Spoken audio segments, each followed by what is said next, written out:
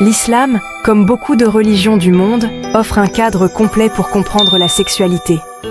Ce n'est pas un sujet tabou, mais plutôt une partie intégrante de la vie.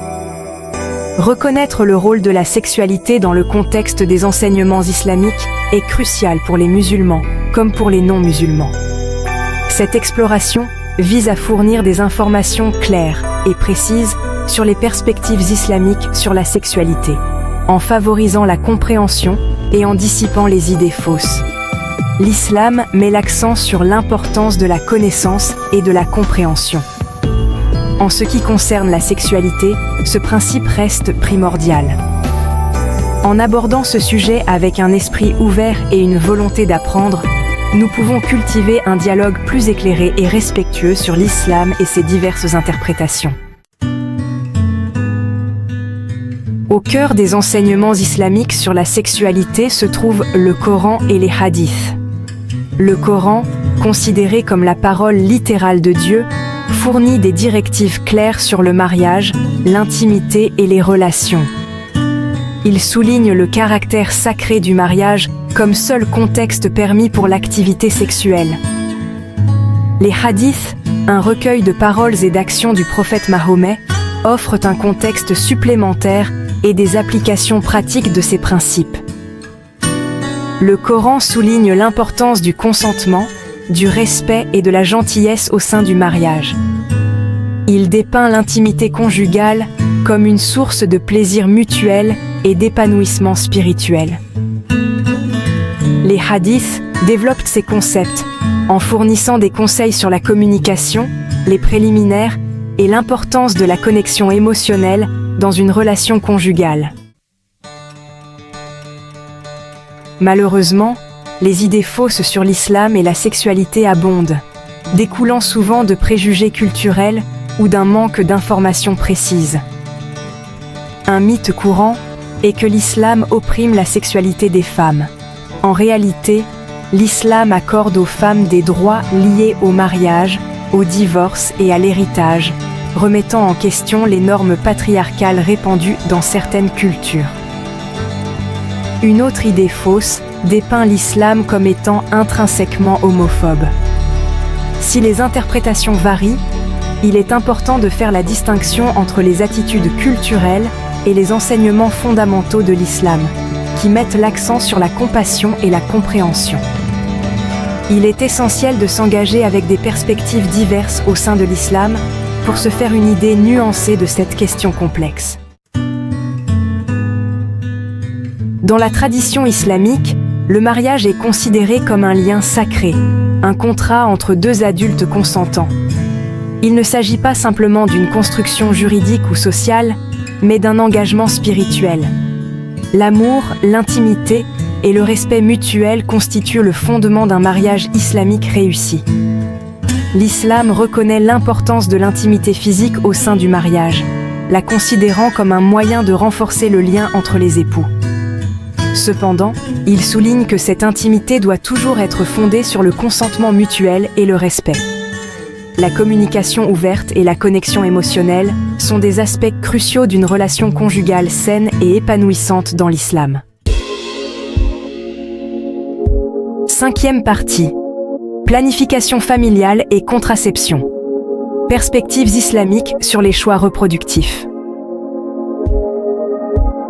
L'islam reconnaît l'importance de la planification familiale et autorise le recours à la contraception dans le cadre du mariage. Cette perspective reflète une compréhension nuancée des droits et des responsabilités en matière de procréation. Les couples sont encouragés à prendre des décisions éclairées quant à la taille de leur famille, en tenant compte de leur santé, de leurs ressources et du bien-être de leurs enfants. Les érudits islamiques débattent depuis longtemps de la licéité de diverses méthodes contraceptives avec des opinions divergentes sur des pratiques spécifiques.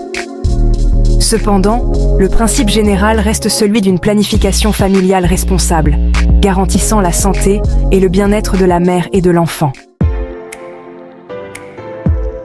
Sixième partie, le spectre du genre et de la sexualité. Diversité des points de vue au sein de la pensée islamique. Les discussions sur le genre et la sexualité au sein de l'islam sont complexes et multiformes, avec un éventail d'interprétations et de croyances. Il est essentiel de reconnaître qu'il n'existe pas de point de vue monolithique sur ces questions, et que les perspectives varient considérablement d'un érudit, d'une communauté ou d'un individu à l'autre. L'érudition islamique historique et contemporaine offre un éventail d'interprétations concernant l'identité de genre et l'orientation sexuelle. Si certaines interprétations adhèrent aux conceptions traditionnelles, d'autres plaident en faveur d'approches plus inclusives, mettant l'accent sur la compassion, l'empathie et la justice sociale. 7e partie. Naviguer entre les normes culturelles, traditions, interprétations et croyances personnelles. Les normes culturelles et les valeurs sociétales influencent souvent les interprétations des enseignements islamiques sur la sexualité. Il est essentiel de faire la distinction entre les pratiques culturelles et les principes religieux fondamentaux. Ce qui peut être considéré comme tabou dans une culture peut être abordé avec plus d'ouverture dans une autre, même au sein du monde musulman. Les musulmans, à l'instar des adeptes de toute religion, naviguent dans ces complexités en s'appuyant sur leur compréhension des enseignements islamiques, du contexte culturel et de leurs croyances personnelles. Ce processus d'interprétation et d'application est permanent et reflète la nature dynamique de la foi dans le monde moderne. 8e partie. L'importance du respect et du consentement. Considérations éthiques dans les relations sexuelles. Quel que soit le contexte culturel ou les croyances personnelles, l'islam met sans équivoque l'accent sur l'importance du respect, du consentement et d'une conduite éthique dans toutes les relations, en particulier les relations sexuelles. La coercition, l'exploitation et les abus sont strictement interdits. L'islam enseigne que les individus doivent se traiter les uns les autres avec dignité et bienveillance. Ce principe s'applique à tous les aspects de la vie, y compris les relations sexuelles. Le consentement, la communication et le respect mutuel sont primordiaux afin de garantir que toutes les interactions sont éthiques et respectueuses. 9e partie. Recherche de savoir et d'orientation. Ressources pour comprendre les enseignements islamiques. Pour ceux qui cherchent à approfondir leur compréhension des perspectives islamiques sur la sexualité, de nombreuses ressources sont disponibles. Des érudits islamiques réputés, des livres et des plateformes en ligne fournissent des éclaircissements précieux sur les nuances de ces enseignements.